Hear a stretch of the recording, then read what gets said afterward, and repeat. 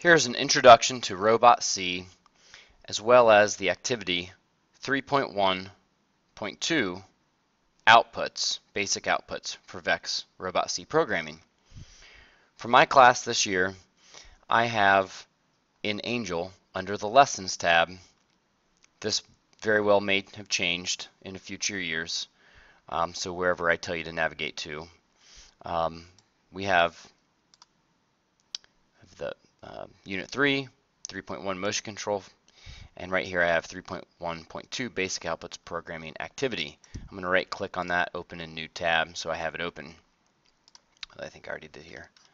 Okay, so this is the activity we're going to be working on, and in Robot C you need to go ahead and follow the instructions for how to open a new file. So again, new open sample program, make sure it's the Project Lead the Way template and save it as the correct file name for this activity. So I can do that again real quick. File, save as, and I'll just call this activity 3.1.2 basic outputs. And I'm just saving this to the desktop right now as just a quick sample file. Okay, so a little bit about this window right here where we find our code to be written. Let me delete this. This was something that I just added in a video. Okay, so when I first open the Project Lead the Way template, I should have this right here. I have a header at the top where we have room to put our project title, the team members, date, a section, a task description, and pseudocode. All of this is in green, which means Robot C is ignoring it and is not looking at any of this for instructions or code. The reason is the symbol at the top, the /* and down here the */ in reverse order, are the bookends to comment out a section in this window so that Robot C ignores it and does not look at it for instructions.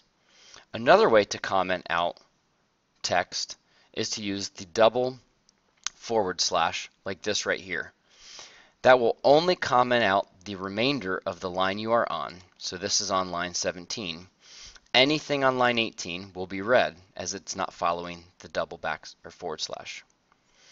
So first off, it's good to see how to comment out an area as well as how to comment out just a little bit of text on a line. This is a very common practice as people will put in their own language, their own words, a very brief description of what the code on that line or lines close in proximity, multiple lines maybe, what those lines are doing in the program, what their function is. And you can keep your code organized and make it easier for someone else to come along and interpret and understand what you are trying to accomplish if you add your comments. Okay, so we started looking at the control structures, these control commands inside our natural language section. And a little bit more detail on that. As I drag start motor over here, okay, my commands for programming need to fall into the task main section of the program. And they need to fall in between these brackets right here. Call them like a curly bracket. So that one and that one, all of our programming needs to fall in between these two brackets. Okay.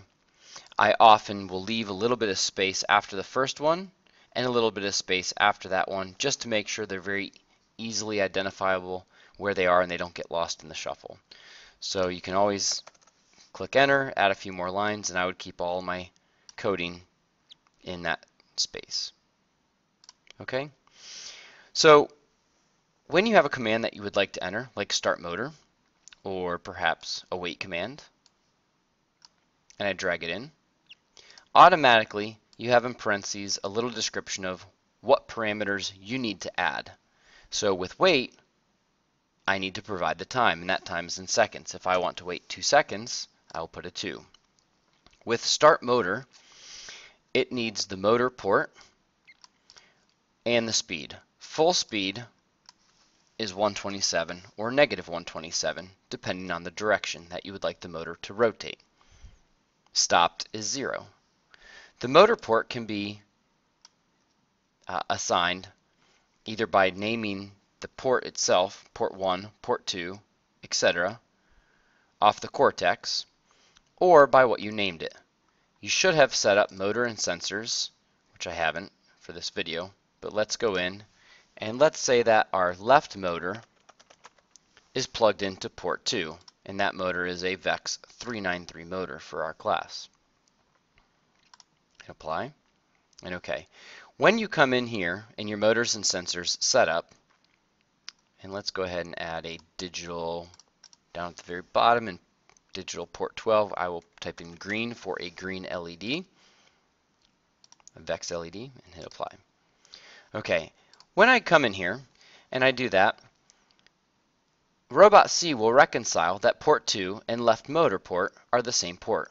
So I can either use the generic port 2 name, or from here on in my coding, I can also use the new name left motor.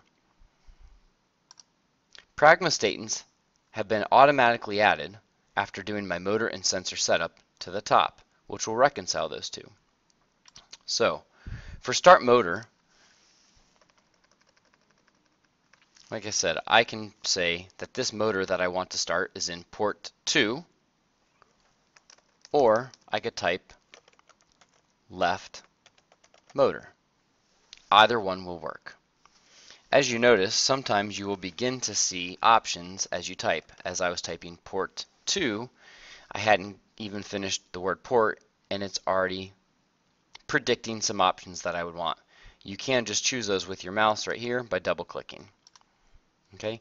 You do not have to drag the commands. You would also be able to type the command from scratch. Stop motor, open parenthesis, and already it's expecting that I'm going to put in a port. Or perhaps I want to stop the left motor.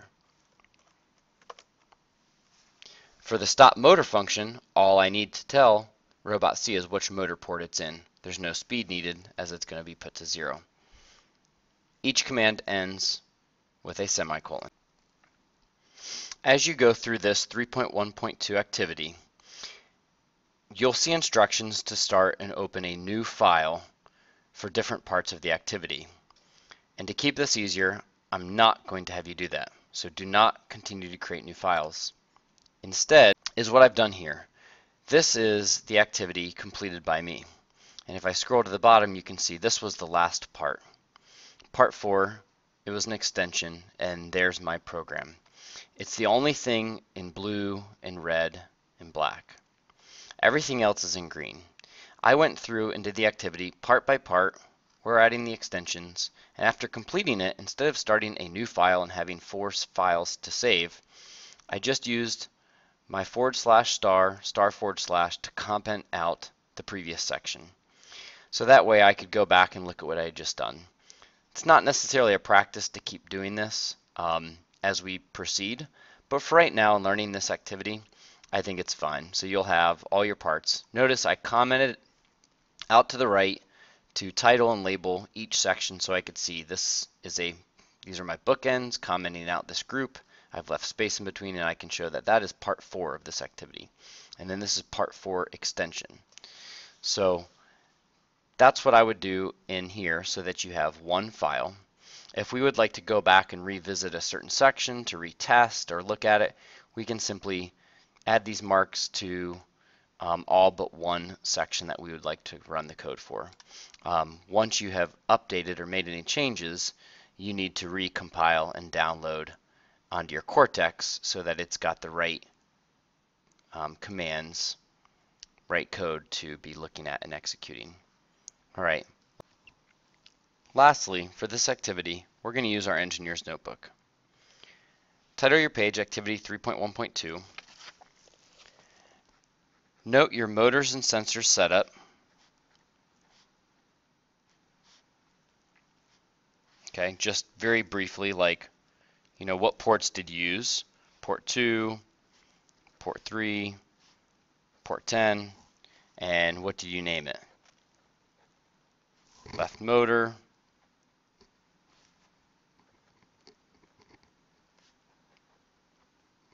right motor.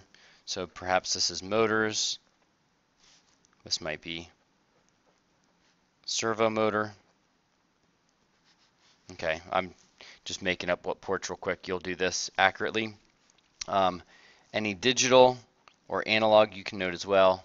So digital, I think it's in the digital 9 or 12, maybe it was the green LED. Okay, so begin with making a note in your notebook about how things were configured in the Cortex, and then as you go through each activity, part 1, part 2, etc., I want you to document that in your engineer's notebook. You're working in groups and only one of you has your test bed connected to the PC and a robot C, but we'll all have the little sample codes in here. You know, start, motor command, you know, what goes inside the parentheses, the semicolon, so you're documenting all this. Wait, parenthesis, 2 seconds, etc. Okay, complete this, fill it out, and go through part 1, part 2, etc., and have it all documented. Lastly, you can narrate out to the side a very simple summary of the outcome or the output that we got.